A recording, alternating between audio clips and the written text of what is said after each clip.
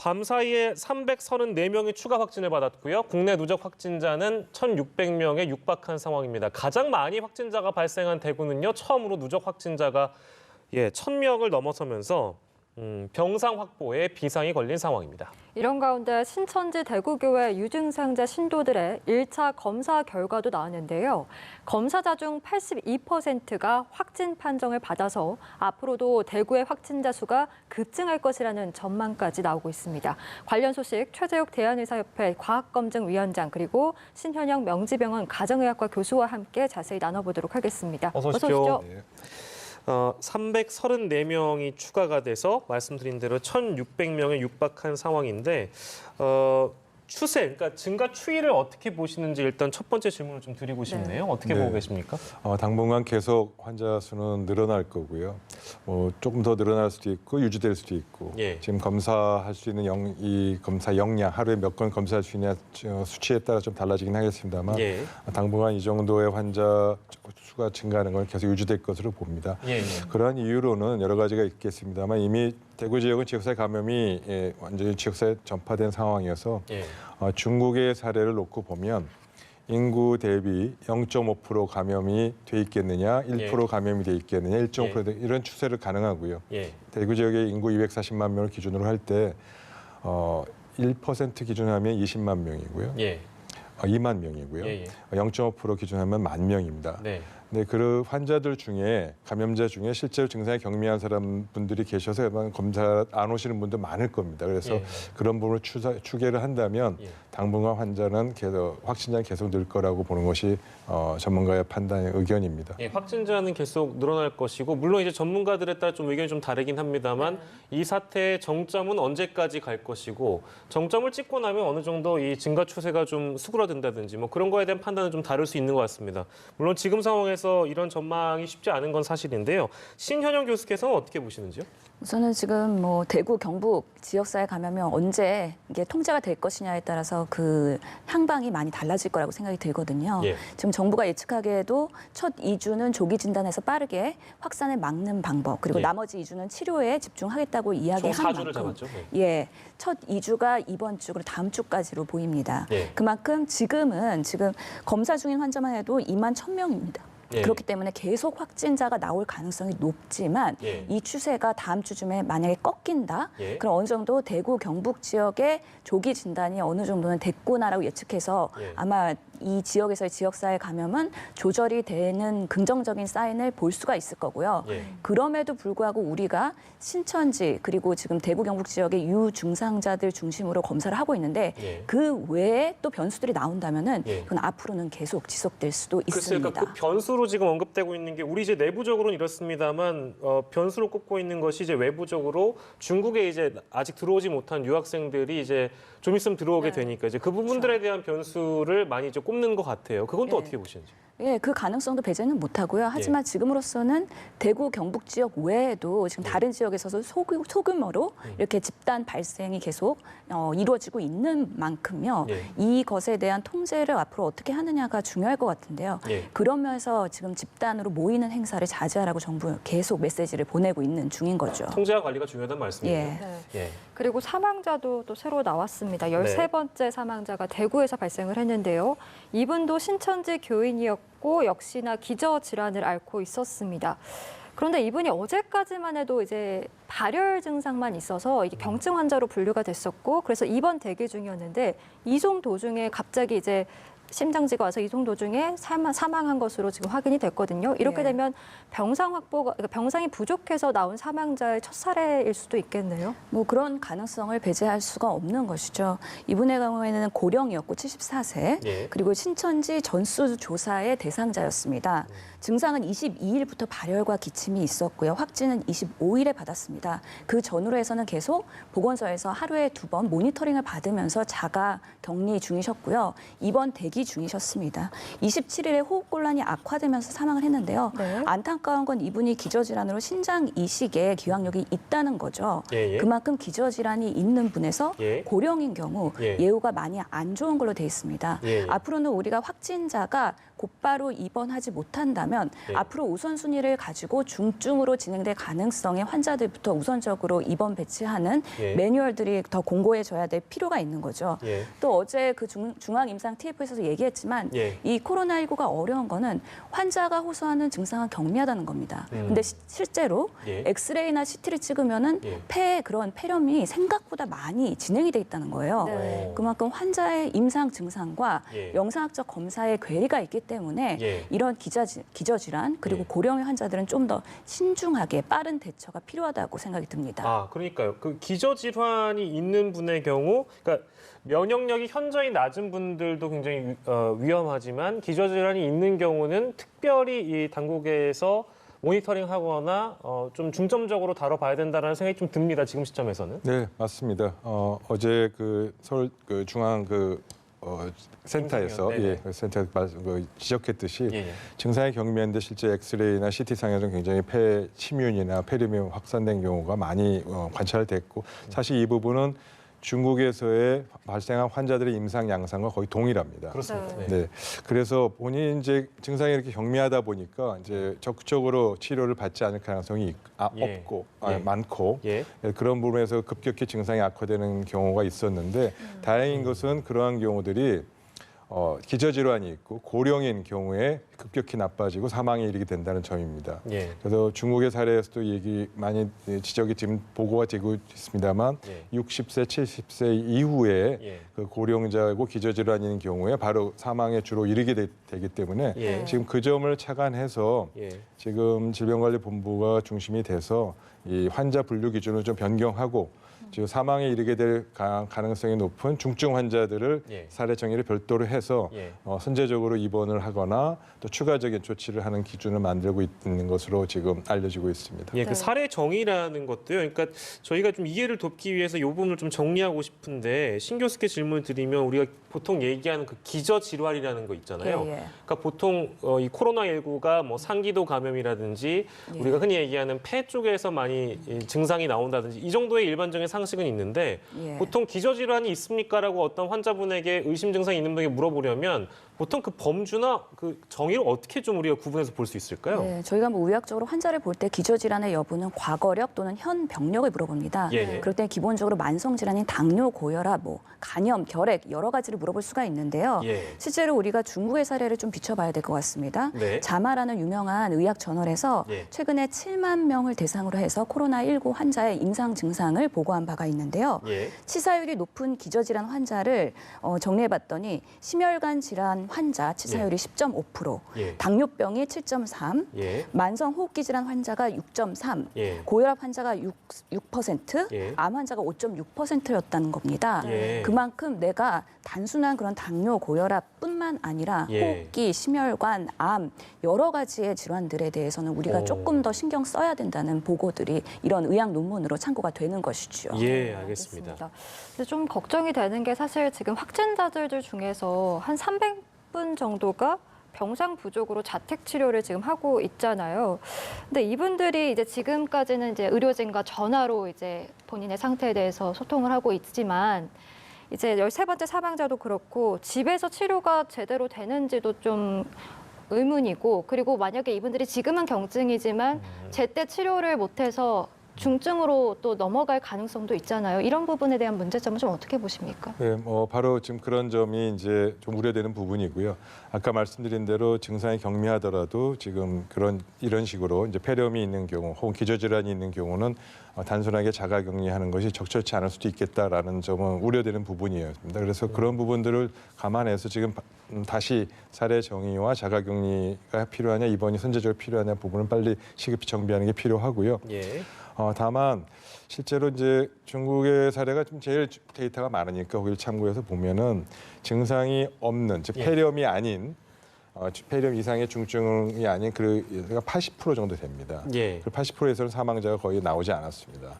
그래서 지금 그러한 경우에 빨리 폐렴이 있느냐 없느냐를 판단하는 그 기준은 단순히 증상이 있느냐 없느냐만 갖고 자가격리하는 것보다는 그런 부분을 감안해서 반드시 검사를 하고 그거에 따라서 자가격리와 이런 부분들을 좀 조절하는 정의를 다시 정의하는 것은 반드시 필요해 보입니다. 뭐 지자체 간의 어떤 그런 도움을 받고 도움을 주는 문제와 관련해서 그 병상 문제를 언급이 나와서 제가 이걸 좀 여쭤보려고 하는데요. 그러니까 어제 권영진 대구시장이 SOS를 그러니까 속된 말로 쳤는데 이재명 경기지사 같은 경우에는 그러니까 확진자나 중증 환자를 경기도가 받는 건 어렵다. 뭐 이런 입장을 보여줘서 그러니까 차라리 그러니까 일반 환자를 보내면 받겠다. 이런 의견을 표했거든요. 그러니까 이 문제를 혹시 어떻게 풀어야 된다고 보세요? 병상의 문제와 관련해서는? 예, 뭐 그 부분은 참 곤란한 상황인데요. 예. 좀 두 가지 상황을 놓고 이제 이 균형을 좀 잡아야 됩니다. 예. 병상 그 감염 확진자들을 이제 추가로 받는 문제에 대해서 그 부분은 일정 부분 당연히 또 필요하면 해야 되겠죠. 환자가 폭증하면은 옆에 지자체에서 인근에서 현재 가용 가능한 그 격리병상이든 시설을 해야 될 필요도 있고요. 다만 또 한편으로는 그로 인해서 지금 기존에 유지돼 있는 병원들이 감염이 오히려 취약해지고 그로 인해서 병원에 그 갖고 있는 자원들이 문을 닫거나 이런 부분들의 우려도 동시에 있습니다. 그러나 가능 원칙적으로는 미래 상황을 대비해서 어떤 그 기존 필수 기능을 보호하더라도 원칙적으로는 당연히 감염 환자가 있고 시설이 모자라면 옆에 지자체에서 당연히 받아야죠. 시설을 먼저 활용하는 것이 더 바람직하다 봅니다. 네, 병상 부족 문제 시급히 해결돼야 할 부분이고요. 그리고 또 확진자 확산 추이에 가장 큰 영향을 미칠 것으로 보이는 요소가 바로 신천지 신도들이죠. 지금 이 신천지 신도들에 대한 대구 신천지 신도들 중에서 이제 유증상자, 그러니까 증상이 있다고 하신 분들 중에 검사를 한 결과 82%가 지금 확진 판정이 나왔습니다. 이 부분 좀 어떻게 보고 계십니까? 네, 맞습니다. 지금 전수를 조사한 건 아니고요. 신도 중에서 유증상자, 증상이 있으신 분에 한해서 1차 검사를 한 거 아니겠습니까? 그래서 지금 82%의 지금 확진율이 나온 거는 대단히 놀라운 거고요. 그만큼 어떠한 경우라도 밀접 접촉에 의해서 전파력이 굉장히 높구나라는 건 이번에 여실히 드러났습니다. 그래서 이걸 토대로 좀 더 접촉의 빈도가 낮은 증상이 좀 경미하지 전혀 없는 게 아니고 증상이 없더라도 접촉의 빈도가 높은 걸 확대해 나가는 건 당연히 필요할 것 같고요. 그래도 다행인 것은 지금 전체 신도 명단 또 혹은 뭐 교육생 명단 해서 많은 부분이 확보가 됐기 때문에 지금 전체 대상은 지금 확보된 거거든요. 그래서 이 부분을 통해서 차근차근 신중하게 차분하게 대응하면 신천지 교인에서 확대되는 이런 부분들은 어느 정도 조속히 신현영 교수께서 좀 같이 들어주셨는데 많은 부분이 공감되실 것 같아요. 남의 일 같지 않습니다. 저희 병원도 사실 지금 안심병원으로 지정이 돼가지고요. 호흡기 환자를 분리해서 보고 있고 저도 실제로 투입이 되고 있는 상황이거든요. 확진되지 않은 호흡기 환자를 보는 것도 의료진으로서는 엄청난 스트레스입니다. 언제나 노출될 가능성을 배제하지 않고 환자를 보는 거거든요. 근데 동산병원에 같은 경우에는 확진 환자를 직접 보고 계시기 때문에 더더욱이 그 긴장감과 의료진의 스트레스, 피로도는 더 말할 거 없을 것 같고요. 특히 안타까웠던 거는 지금 숙련된 간호사 절실하다. 이거는 하루 뭐 이틀의 문제는 아닙니다. 지금 70명이 240병상을 본다고 하지 않았습니까? 3교대로. 3교대라고 하면 지금 한 타임에는 21~22명의 간호사가 240병상을 아우를 가능성이 있고요. 그러다 보면 한 간호사가 10개의 병상, 10명의 환자를 봐야 되는 상황도 도래할 수 있거든요.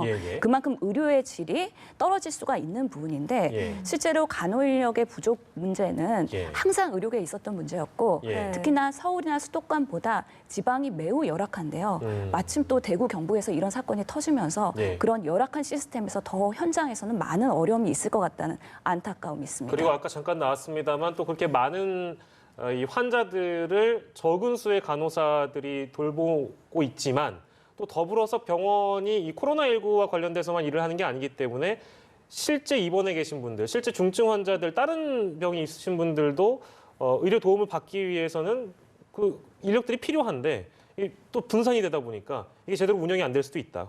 소위 얘기하는 의료 공백이 생길 수도 있다. 이런 부분들인데 그 부분도 공감하실 것 같아요. 그럼요. 그래서 하루 이틀 처음에 발생했을 때 너무 힘들었다고 말씀하시지 않았습니까?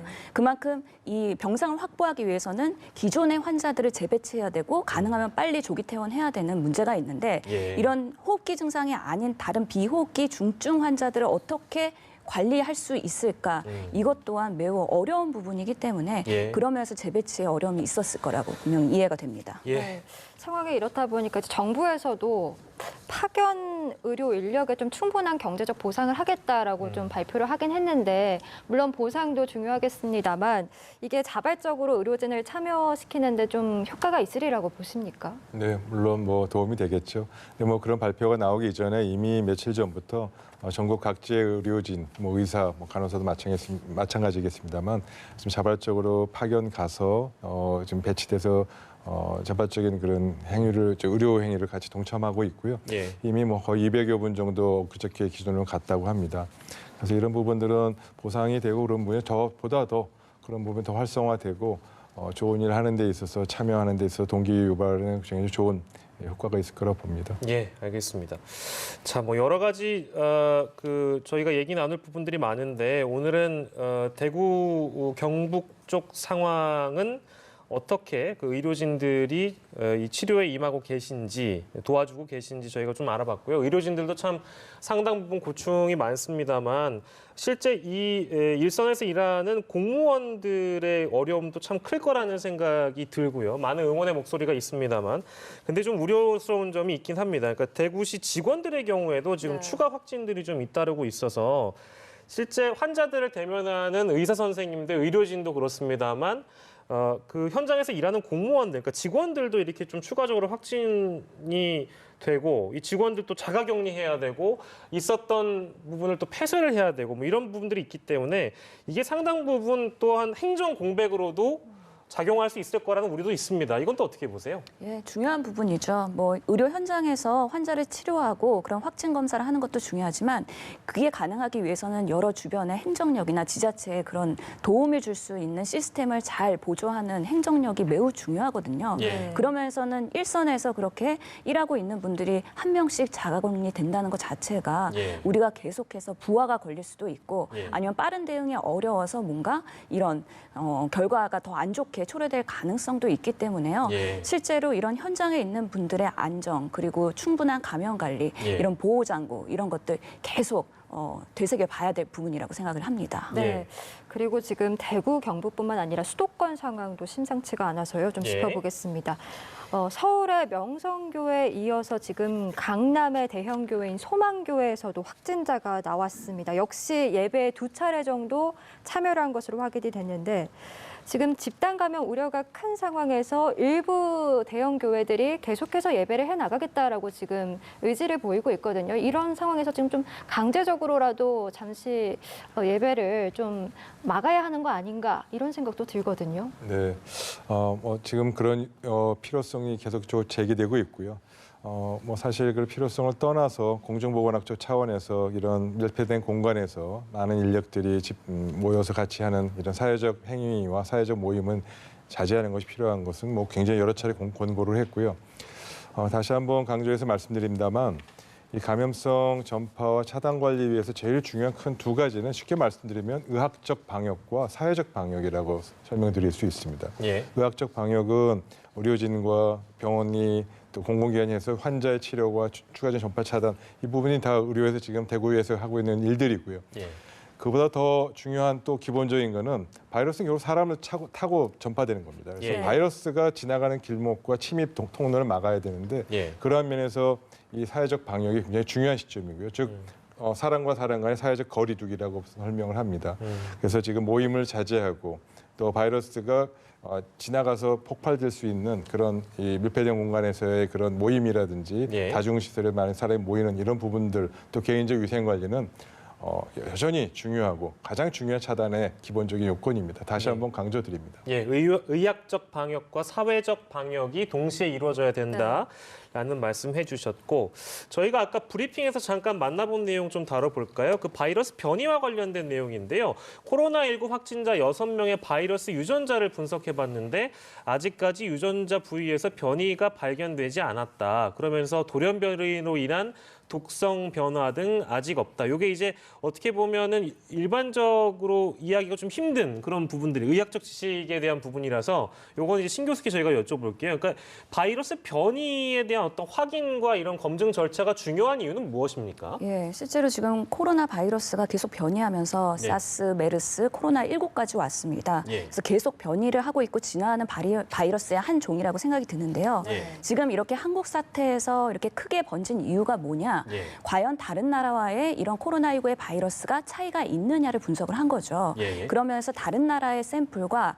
우리나라의 6명 확진자의 샘플을 유전자 분석을 통해서 비교해봤더니 예. 그 일치율이 99.7%에서 100%까지 일치하더란 이야기입니다. 같은 바이러스다? 예, 그렇기 때문에 타 국가와 우리나라의 코로나19의 바이러스가 예. 크게 차이가 없다라는 면에서 이제 대응에 대해서는 다른 나라와 일관성 있게 공조를 할 수가 있는 부분이어서 예. 불행 중 다행이지 않을까 생각은 하는데요. 예. 하지만 아직까지는 많은 것들이 밝혀지지 않았기 때문에 예. 좀 더 자세한 연구나 조사가 필요할 것으로 보입니다. 뭐 가정입니다만 그럼 만약에 실제 바이러스 변이가 있었다. 조금이라도. 그럼 뭐 어떻게 되는 거예요? 그렇죠. 그러면은 사실 더 큰 문제를 초래할 수는 있겠죠. 다른 나라에서 이야기하고 있는 치료제와 예. 우리나라에서 반응 있는 치료제에 차이가 있을 수도 있고요. 그러면서 임상 진료 지침이나 아니면은 예. 전염성 예. 또는 치명률 예. 이런 것들이 차이가 있을 수도 있기 다 때문에 달라지는 겁니까? 예, 상황이? 그렇게 되면 그 나라에 국한된 바이러스를 조사를 해볼 필요가 있는데 예. 지금까지는 세계에서 공통적으로 큰 차이가 없더라는 의미입니다. 예. 그렇기 때문에 다른 나라의 그런 이전 사례들을 좀 따라가면서 우리가 참고로 임상에 적용하는 데는 조금 더 유리할 것으로 보입니다. 아, 그럼 잘 하나만 더 여쭤볼게요. 예. 그럼 변이는 왜 일어나는 거예요? 어떻게 하다 일어나는 겁니까? 그러게요. 이게 바이러스의 속성인 것 같습니다. 예. 모든 사람이 적자 생존의 시대에서 바이러스도 살아남기 위한 그 자연적인 속성이라는 거죠. 예. 특정 숙주에서 예. 더 오래 기생하고 살아남으려면요. 예. 그 숙주라는 상황에서의 환경적 적응력이 뛰어난 사람 또는 바이러스가 예. 더 오래 생존할 수밖에 없는데요. 예. 그렇기 때문에 바이러스도 시간이 흐르면서 인류가 발달하고 여기저기 환경이 변화하면서 예. 적응력이 뛰어나지면서 유전자의 변이도 생길 수 있다라는 생각은 해봅니다. 예. 백신과 치료제가 아직 개발은 되지 않았지만 이제 공통적이라는 거가 밝혀졌기 때문에 좀 전 세계적으로 공조해서 이런 것들을 만들어내면 코로나19도 앞으로 우리가 충분히 막아낼 수 있는 질병이다라고 생각할 수 있겠네요. 저는 희망을 가져봅니다. 지금 뭐 의학이 발달을 하면서요. 이런 유전자 분석도 속도가 매우 빨라졌고요. 네. 그거에 맞게 지금 백신과 치료제가 뭐 4월 달부터 임상이 시작돼서 빠르면은 뭐 금년 겨울철에는 완료돼서 배포가 될 수도 있을지 모르겠습니다. 네. 예. 그런 면에서는 장기화되는 거에 대해서 우리가 빠르게 의학적으로 대응을 하고 있다라고 보고요. 네. 그런 면에서는 빨리 공급이 됐으면 하는 바람이 있습니다. 예. 네, 알겠습니다. 마지막으로 방역 대책과 관련된 질문 하나만 이제 최 위원장께 드리고 저희가 이 시간 마무리할 텐데요. 지금 큰 덩어리로는 영남 지역, 그러니까 대구 경북을 중심으로 한 두 가지 클러스터가 있었습니다. 그러니까 신천지 대구교회가 있었고 청도 대남병원이 이제 초기에 이제 그렇게 잡아놓은 클러스터였을 텐데 부산 온천교회라는 곳이 생겼고 그 작은 그 덩어리들이 조금씩 더 점 조직처럼 생겨나고 있는 상황입니다. 그렇다면 지금의 이 방역 대책이라는 것은 범국가적으로는 어쨌든 총 역량을 동원해서 영남 지역을 막아내되 다른 뭐 서울 경기도권이라든지 강원, 충청, 전북, 전남 이런 지역들은 그 방역 대책이 좀 다르게 이루어져야 된다고 분리해서 봐야 되는 걸까요? 어떻습니까? 네, 맞습니다. 정확한 지적이시고요. 지금 현재 그 뭐 아까 질병관리본부장도 얘기했지만 예. 서울이나 다른 지역에 산발적인 감염 사례가 지금 확인되고 있다고 얘기하지 않았습니까? 네. 예. 그래서 현재 첫 번째로 전국적으로 지금 어떻게 잠재되어 있는 지역사회 감염이 산발적으로 어떻게 발생되는지를 다 전수조사를 하거나 전수의 그 상황 전모를 알지 못하기 때문에 그 예. 부분을 어떻게 파악할 것이냐. 그다음에 두 번째로 그걸 감시하고 모니터링하는 시스템을 어떻게 구축할 것이냐. 이제 그 부분이 아까 아마 논의를 지금 하고 있다고 얘기를 했고요. 예. 그다음에 그런 부분과 동시에 결국 산발적으로 일어나는 건 어떻게든지 좀 그래도 발생하면 수습이 되겠죠. 그러나 문제는 신천지 교회 사태와 같은 밀폐된 공간에 이 군중이 이제 군집한 곳으로 전파돼서 증폭하는 예. 이런 경우 막아야 되지 않겠습니까? 예. 이제 그런 경우가 지금 집회는 자제하고 뭐 모임도 자제합니다만 어쩔 수 없이 그런 공간이 있습니다. 예. 그게 복지시설, 요양원, 예. 요양병원 이런 부분들은 뭐 어떻게 소개할 수가 없잖아요.